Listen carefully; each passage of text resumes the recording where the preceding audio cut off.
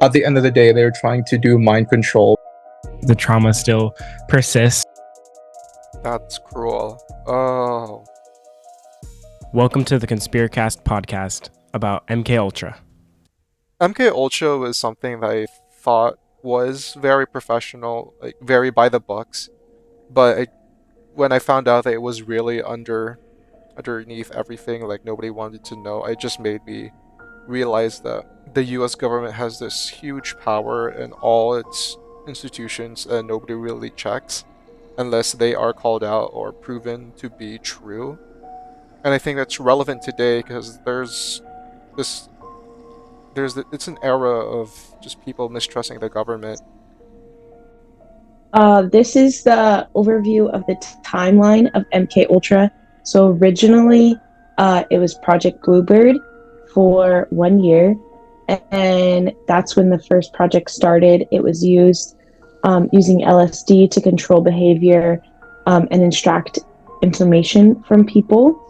It was then renamed Project Artichoke for 2 years, from 1951 to 1953. And then it was renamed Project MK Ultra. So what kind of techniques were they using to try and achieve the mind control? From my research, I have found that they were using like LSD to trying to control people's minds, and then also like hypnosis. So some stuff about MK Ultra, some components of this conspiracy theory are the conspirators, which include the CIA, Nazi scientists, which were part of Operation Paperclip. The goal of MK Ultra was using drugs for mind control and to get an edge over the Soviet Union. Grievance was CIA's running experiments on the citizens. Something that is missing from this conspiracy is deep evidence of how far the experiments went. And this conspiracy is about the enemy above and within. At the end of the day, they're trying to do mind control, which the Soviets were allegedly doing already. And so the US wanted to get an edge over them. Mm-hmm. And also we'll never know exactly what all kinds of experiments were done. This is just what was admitted to or was shown in the documentation that survived the purge by the CIA. Okay, so MK Ultra, before it was happening, the World War II concentration camps and the experiments within the concentration camps kind of began like this like experiments on humans and like trying to control them and then like treat them in different ways than they've been treated before. And then also the government was looking at ways to control people's minds when they're being interrogated or a part of espionage during the Cold War. So those two things combined kind of led to the government trying to control people's minds. And it originally stemmed from Project Artichoke.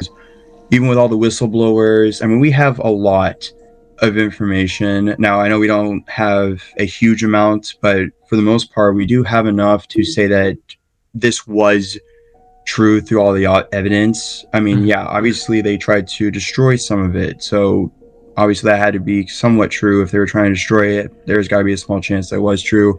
And also, again, the 20,000 documents surviving, and also due to the whistleblowers that we were able to obtain to be able to tell us exactly what they're experiencing, exactly what this whole thing was about. Right. It's kind of hard to determine the credibility of like all the witnesses or whistleblowers as well. Because I mean, if it was true, we don't know the extent to, how much their mind may have been altered. Yeah, right. During their experimentation. Okay, what two other conspiracy theories that we've learned about is it like so far? Well, we got Project Artichoke and Project Paperclip, which were both kind of explicitly linked, like connected to it as precursors. But as far as separate conspiracy theories, what can we compare it to? At least I think I have one. It's like linking it to the RFK. Obviously, we already talked about Sirhan, but just any other conspiracies where someone may have been under the influence of mind control. There's maybe this we can one bring up. that I've heard of, but it's like it's pretty much almost debunked. It's Project Monarch. It was like supposedly linked to MK Ultra, but it was like they used child abuse to create like quote unquote mind controlled slaves. But yeah, I've heard it's like wildly, like almost like completely debunked at this point. This conspiracy theory in particular is very different from other conspiracy theories. It's because the whole program was so huge that there was this very different independent researchers that were like collaborating together, and not to mention the countless amounts of documentation and evidence that was put into the public. And by the 1980s or so, like early 80s, late 90s, the CIA did admit that they did do it, but they said that they were not successful in doing it. But I think at the end of the day, it was still successful in a sense that they tried to hide it, and they did do it for so long. And just basically admitting that they weren't successful in doing it is just saying that, yeah, we do have information about mind control, but we're just going to say that we weren't successful in it. Yeah, pretty much the only What things happened? that are like debunked from this conspiracy are like the really extreme claims, like about like mind controlled assassins and stuff like that. Looking at just those few that we have listed, that's pretty scary to think that people were going through that involuntarily, and getting put pretty much in a psychic state to where they're just a vegetable for a period of time. Yeah, no kidding. Aside from like the drugs they were trying on people, there's the other techniques from the Scottish Canadian doctor, Dr. Cameron, that was running those experiments. I think he was like putting people in a coma and then just like playing repeated messages to them as they were, sleeping, seeing if you could change their behavior that way after waking them up. These are some of the whistleblowers that we looked over. Do you guys have any you'd like to go further in depth to?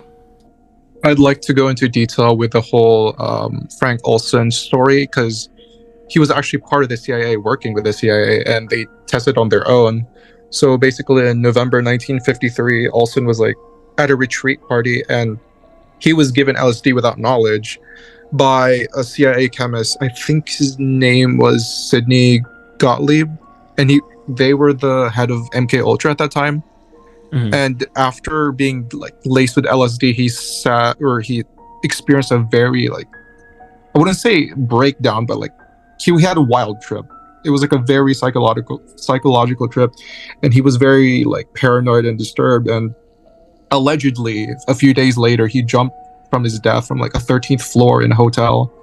And Jeez. that's the official story that the CIA ran with. But the family was like they were just confused, because why would he do this? Nobody would do this. And so they started asking questions, and they got the US government involved with like a lawsuit. And so they did take the CIA to court, and they settled outside. They settled out of court for, I think it was like $500,000 or like $500,000, something along those lines. And the interesting part is that they actually got a formal apology from the president, Gerald Ford, and the CIA director himself. I forgot which CIA director, but it just shows you that this thing was actually real, that the president had to apologize. Mhm. Not to mention that they're basically admitting that this is real, so this cannot be debunked, that MK Ultra wasn't real. He also intended to resign from the program shortly before his death. Oh, so that's why. Yeah, that makes a lot of Yeah. sense. And he was supposedly pretty critical of what they were doing there. So that might have angered the wrong person. Yeah, that definitely does make sense. Because I was under the impression that they just did it for the sake of testing like a new method or something. But yeah, that would make a lot of sense. I Anyone wonder else? if they kept dosing him repeatedly for the whole 9 days, or if he just really sensitive to it. I'm Was not it sure. 9 days? Yeah. That's cruel. Oh. The big top guys and girls, it's hard to punish them. It's hard to punish the president of the United States and punish the government. So basically, they just kind of get away with it. We get an apology, and that's what we get in return. Yeah, and even after the apology, the trauma still persists.